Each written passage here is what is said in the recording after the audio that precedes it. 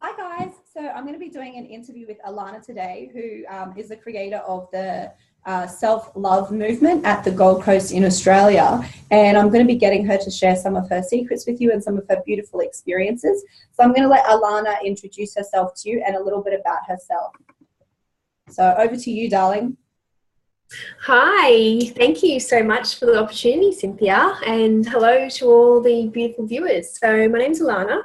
I live on the beautiful Gold Coast, and I love it here, and I created a self-love movement early this year in March, and it's just been an amazing experience and journey for myself personally, all about self-love, and igniting that spark within everyone that comes into that space with us.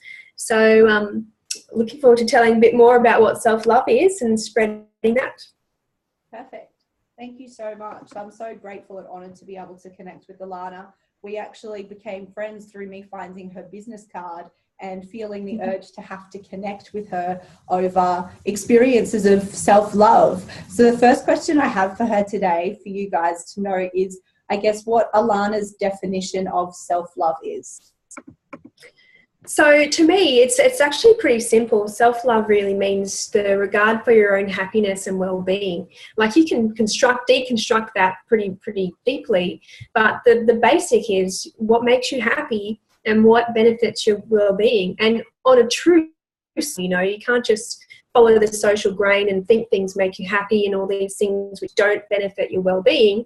You have to know what your true happiness, where that's found, what brings you that beautiful happiness and the best well-being possible. So that's really all, as simple as self-love is. Mm-hmm.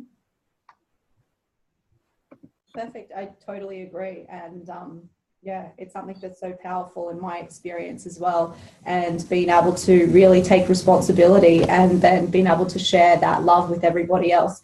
So the second question that I have for you is, if you could please share your experience with us a little bit more about your journey through self-love. Totally. So it began really from going through the teenage life of, the negative self-talk or the image that you didn't really love and trying to fit in socially, following that social grain and conditioning from society and all those things, which, everyone goes through. So I got to a point where I faced adversity in my life, so some pretty traumatic experiences came forth, and it really showed me what I shouldn't be doing in my life and affecting my well-being in a bad way, which I thought it was in a good way. But so I learned through some experiences that I was pushing my body too hard, too far, and not respecting what really makes me happy. So I ended up in hospital, and my body just said, stop, you're doing too much. You need to take care of yourself now. So I had to lose it and experience that loss to know what self-love is. And, that's what normally happens. Polarity, right? How would you know what you are if you don't know what you're not? So for me, I hit rock bottom on all levels, mentally, emotionally, physically, spiritually, and that's where I found everything. In that darkness is where I found everything. So I slowly just kept gathering what I loved and finding what I loved and listening to all the little signs that came my way. And, it was a beautiful blossoming experience to find that self-love again. And the benefits just keep coming. And yeah, it's a journey. It really is a journey, and it's a beautiful one. So that's where the self-love came in for me, understanding what truly makes me happy, because I didn't have that. Perfect. Thank you so much. And through this experience, I'd love you to share with us what your 5 greatest tips are about how to love yourself more and how to feel more loved. Okay, so my 5 tips would be: 1, do the work to really know what makes you happy. You have to be prepared to do that. And, if it means changing things that keep you stuck, it's so worth it. So 1 is doing the work and truly listening to your heart's desires and what makes you happy. Yes, if you need to change things, it's uncomfortable and, disruptive, but that's on the other side that is so much love waiting for you just to open that door. So yeah, do the work to really know what makes you happy. And my second tip would be to pay attention to your thoughts. You are your own best friend, you know, and your brain never stops thinking and never stops. So really, really take note of what you say to yourself in particular. That's what's really important. So the self-talk must be positive, beautiful, loving ones. You know, you want to be your best friend. So that's my second tip. Enjoy your thoughts, make them good, and, you know, notice the emotional intelligence you have.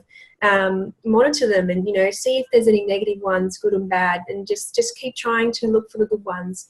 And if you are in a place of negative self-talk, then you can train yourself how to get out of that. You know, you can do lots of things to help, and we can go into that a bit detail, but I'll just keep it short. My third tip would be, following sort of that, is to do a gratitude journal. So write 5 things every day or night, whatever you are, not a morning person, and just write down the 5 things you're grateful for during your day. It could be simple, like meeting your beautiful friend on the beach, or having a nice cup of tea in the sun, just everything that makes you grateful, and that's happiness, right? So that will really help move that self-love higher.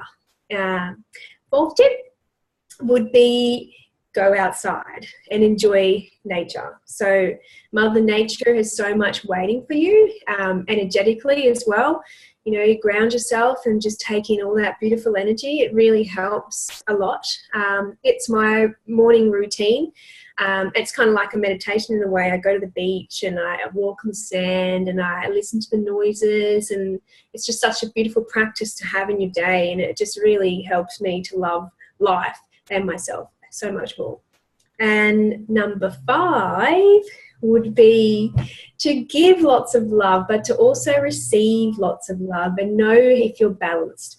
So if you're unbalanced, everything obviously doesn't work right. So the more you give, the more you receive, but you've got to be open to it.